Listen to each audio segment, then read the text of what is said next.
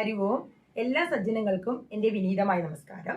ഇന്ന് ശ്രീമന്നാരായണീയത്തിലെ രണ്ടാമത്തെ ദശകമായ ഭഗവത് സ്വരൂപ മാധുര്യവും ഭക്തി മഹത്വവും അതിലെ രണ്ടാമത്തെ ശ്ലോകം വായിച്ചിട്ട് അതിന്റെ അർത്ഥം പറയാം.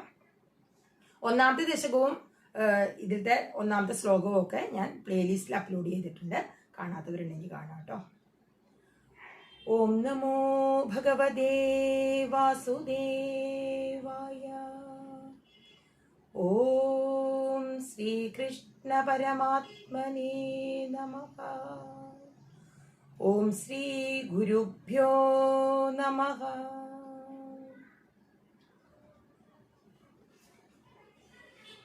കേയൂരാംഗദ കങ്കണോത്തമ മഹാരത്നാംഗുലീയാംഗിത ശ്രീമത് ബാഹുചതുഷ്ക സംഗത ഗധാ ശങ്കാരി പങ്കേരുഹാം. കാഞ്ചിൽ കാഞ്ചന കാഞ്ചിലാഞ്ചിതലസത് പീതാംബരാലംബനീം ആലംബേ വിമലാം ഭുജദ്യുതിപദാം മൂർത്തിം തവാർത്തിച്ചിതം.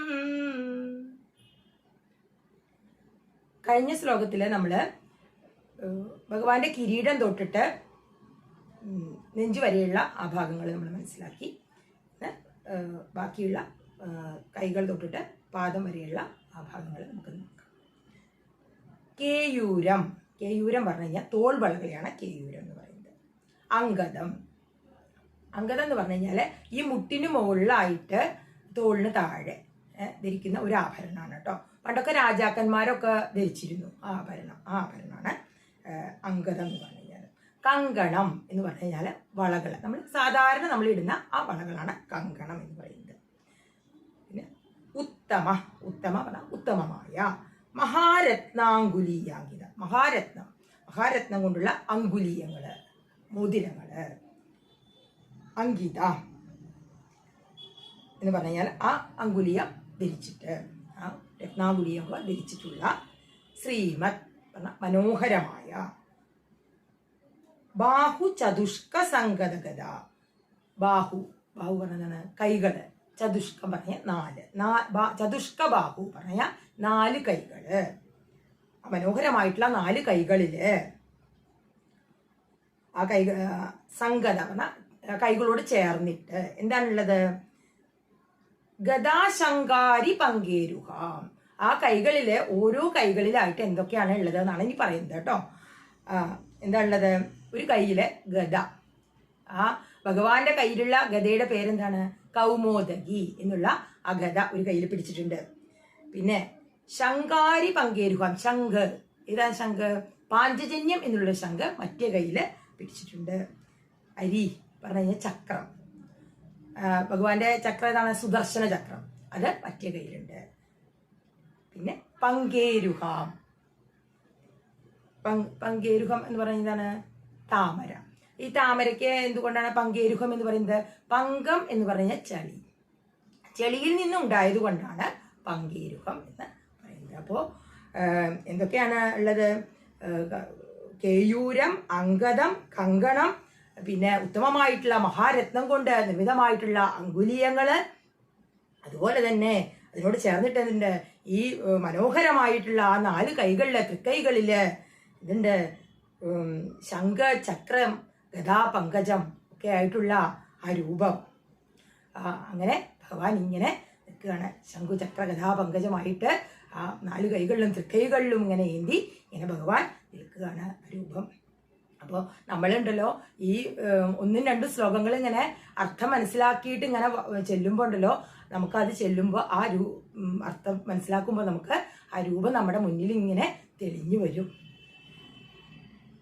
പിന്നെ അപ്പോൾ ഈ 2 ലൈനിൽ നമ്മൾ കയ്യിലെ ആഭരണങ്ങളെ കുറിച്ചിട്ടും അതുപോലെ തന്നെ കയ്യിലെ എന്തൊക്കെ ആയുധങ്ങളാണ് എന്തി നിൽക്കുന്നത് എന്ന് കുറിച്ചിട്ടാണ് നമ്മൾ മനസ്സിലാക്കിയത്. ഇനി അടുത്തത് അരഞ്ഞാണത്തെ കുറിച്ചിട്ടും മഞ്ഞപ്പട്ട്, പീതാംബര പട്ടിനെ കുറിച്ചിട്ടും ഒക്കെയാണ് പറയുന്നത് കേട്ടോ. കാഞ്ചിൽ കാഞ്ചന കാഞ്ചിലാഞ്ചിതരസത്. കാഞ്ചിൽ പറഞ്ഞ വിവരിക്കാൻ പറ്റാത്തത്. കാഞ്ചനം, കാഞ്ചനം പറഞ്ഞ എന്താണ്? സ്വർണം. കാഞ്ചന കാഞ്ചി എന്ന് പറഞ്ഞ സ്വർണ്ണ അരഞ്ഞാണം. ലാഞ്ചിത, ശോഭയേറിയത്. ലസത് പറഞ്ഞ മിന്നുന്ന. പീതാംബരാലംബനീം, പീതാംബരാലംബനം പറഞ്ഞാൽ മഞ്ഞപ്പട്ട് ധരിച്ചിട്ട് ഇങ്ങനെ നിൽക്കുകയാണ്. അപ്പോൾ ഭഗവാൻ സ്വർണ്ണ മരഞ്ഞാണവും കൊണ്ട് ശോഭയുള്ള ആ മിന്നുന്ന ആ പീതാംബര മഞ്ഞപ്പട്ടും ഇങ്ങനെ ധരിച്ചുകൊണ്ട് ഇങ്ങനെ ഭഗവാൻ നിൽക്കുകയാണ്. പീതാംബരാലംബനീം ആലംബേ പറഞ്ഞാൽ ആശ്രയിക്കുന്നു. വിമലാംബുജദ്യുതിപദാം, അവിടെ ആ പാദങ്ങളെ പറ്റി പറയാണ്. ഭഗവാന്റെ പാദങ്ങൾ എങ്ങനെയാണ്? വിമലം, പരിശുദ്ധമാണ്. അതുപോലെ അംബുജം പറഞ്ഞാൽ എന്താണ്? താമര. അംബുജദ്യുതി, ആ താമര കൊണ്ട് ഇങ്ങനെ ശോഭിക്കുന്ന, താമര പോലെ ഇങ്ങനെ ശോഭിക്കുന്ന പാദങ്ങൾ എങ്ങനെയാണ്? പരിശുദ്ധമായ ആ താമര പോലെ ഇങ്ങനെ ശോഭിക്കുന്ന ആ പാദങ്ങളാണ് ഭഗവാന്റെ എന്ന് പറയാണ്. അങ്ങനെയുള്ള പാദങ്ങളും ആയിട്ടുള്ള മൂർത്തിയും അങ്ങനെയുള്ള സ്വരൂപത്തെ തവ മൂർത്തിയും, ആ ഭഗവാന്റെ സ്വരൂപത്തെ ആർത്തിച്ചിതം, ആർത്തി എന്ന് പറഞ്ഞാൽ ദുഃഖങ്ങള് ക്ലേശങ്ങള് ഒക്കെ, ചിതം എന്ന് പറഞ്ഞാൽ ഛേദിക്കുക, ദുഃഖങ്ങളെയും ക്ലേശങ്ങളും ഒക്കെ നിശേഷം ഇല്ലാതാക്കിക്കൊണ്ട്, എല്ലാ ദുഃഖങ്ങളെയും ക്ലേശങ്ങളെയും ഒക്കെ നിശേഷം ഇല്ലാതാക്കിക്കൊണ്ട് എന്നാണ് അവിടെ പറയുന്നത്. അപ്പോൾ എന്തൊക്കെയാണ്? എന്താ പറയുക, മുത്തരഞ്ഞാണം, സ്വർണത്തിൻ്റെ നല്ല മുത്തരഞ്ഞാണം, അതുപോലെ തന്നെ മഞ്ഞപ്പട്ട്, തിളങ്ങുന്ന മിന്നിയുള്ള ശോഭയാർന്ന ആ മഞ്ഞപ്പട്ടുടുത്ത് പരിശുദ്ധമായ ആ താമര പോലെ ശോഭിക്കുന്ന ആ പാദങ്ങളും, അതുപോലെ തന്നെ എല്ലാവരുടെയും എല്ലാ ദുഃഖങ്ങളെയും ഇല്ലാതാക്കിക്കൊണ്ട്, നിശേഷം ഇല്ലാതാക്കിക്കൊണ്ടുള്ള ആ കാഞ്ചിൽ തവമൂർത്തി അതാണ് അവിടെ വരുന്നത്. കാഞ്ചിൽ, ആ വിവരിക്കാൻ പറ്റാത്ത ആ ഭഗവാന്റെ മഹത്വം നമുക്ക് വിവരിക്കാൻ സാധിക്കില്ല, അത്രയ്ക്ക് മഹത്വമാണ് ഭഗവാന്. അങ്ങനെയുള്ള ആ ഭഗവാനെ, ആ മൂർത്തിയും ആ സ്വരൂപത്തെ, തവമൂർത്തിയും അങ്ങയുടെ ആ സ്വരൂപത്തെ ഞാൻ ആശ്രയിക്കുന്നു എന്ന് പറയാണ്. ആ ഭഗവാന്റെ ആ സ്വരൂപത്തെ ഇങ്ങനെ ഞാൻ ആശ്രയിക്കുന്നു എന്ന് പറയുന്നു മേൽപ്പത്തൂര്. അപ്പോൾ ഇതില് നമ്മൾ ഈ 2 ശ്ലോകങ്ങളിലായിട്ട് നമ്മൾ ഭഗവാന്റെ ആഭരണങ്ങളെ കുറിച്ചിട്ടും പിന്നെ എന്തൊക്കെയാണ് കൈകളിൽ ഏന്തി നിൽക്കുന്ന എല്ലാം നമ്മൾ ആ സ്വരൂപ വർണ്ണന വളരെ ഭംഗിയായിട്ട് നമ്മൾ മനസ്സിലാക്കി. അപ്പോൾ നമ്മൾ ഈ അർത്ഥം മനസ്സിലാക്കിയിട്ട് നമ്മൾ വായിക്കുകയാണെങ്കിൽ നമുക്ക് നമുക്ക് ഒരു ധ്യാന ശ്ലോകമായിട്ട് കൂടി നമുക്ക് എടുക്കാൻ പറ്റും. കാരണം ഇത് സ്വരൂപം നമ്മുടെ മനസ്സിലേക്ക്, ആ രൂപം കൂടെ നമ്മുടെ മനസ്സിലേക്ക് ഇങ്ങനെ ഒരു അർത്ഥം മനസ്സിലാക്കിയിട്ട് വായിക്കുമ്പോൾ. അപ്പോൾ ഇതാണ് ഇതിൻ്റെ അർത്ഥം. ഞാൻ ഈ ശ്ലോകം ഒന്നുകൂടി വായിക്കാം കേട്ടോ.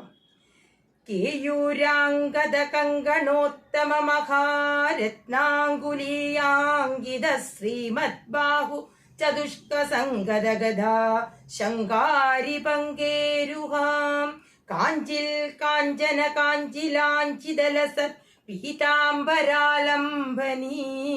ആലംബേ വിമലാംബുജദ്യുതിപദാം മൂർത്തിം തവാർത്തിച്ചിതം. നിങ്ങൾക്ക് ഞാൻ പറയുന്നതൊക്കെ മനസ്സിലാവുന്നുണ്ടാവും ഞാൻ വിചാരിക്കുന്നു. നിങ്ങൾക്ക് ഇഷ്ടപ്പെട്ട് മനസ്സിലാവുകയാണെങ്കിൽ നിങ്ങൾ ലൈക്ക് ചെയ്യുക, അതുപോലെ തന്നെ ഷെയർ ചെയ്യുക, സബ്സ്ക്രൈബ് ചെയ്ത് ബെൽ ബട്ടണും കൂടി അമർത്താം കേട്ടോ. അപ്പോൾ എല്ലാവർക്കും ഈശ്വരാനുഗ്രഹം ഉണ്ടാവട്ടെ, എല്ലാവരെയും ഈശ്വരൻ അനുഗ്രഹിക്കട്ടെ. ലോകാ സമസ്താ സുഖിനോ ഭവന്തു, ലോകാ സമസ്താ സുഖിനോ ഭവന്തു, ലോകാ സമസ്താ സുഖിനോ ഭവന്തു. നാരായണാഖില ഗുരോ ഭഗവൻ നമസ്തേ. സർവത്ര ഗോവിന്ദ നാമ സങ്കീർത്തനം. ഗോവിന്ദ ഗോവിന്ദ. ഓം ശ്രീ ഗുരുഭ്യോ നമഃ. ഹരി ഓം തത്സത്.